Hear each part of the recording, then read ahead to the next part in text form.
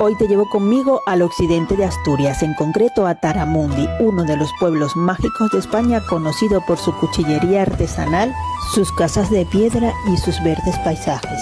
donde el tiempo parece haberse detenido.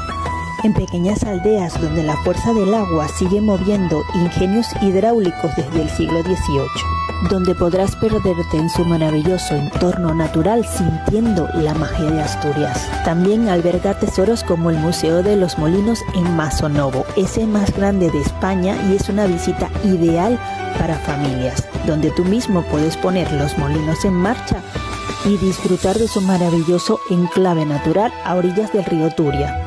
Saboreamos el occidente en su quesería artesanal, donde se elaboran quesos auténticos con todo el sabor de sus montañas, donde podrás disfrutar de la rica gastronomía asturiana y sentir el sabor de la tradición en cada plato. Y por supuesto, en esta mesa no puede faltar la sidra, escanciada como manda la tradición para brindar por este viaje inolvidable,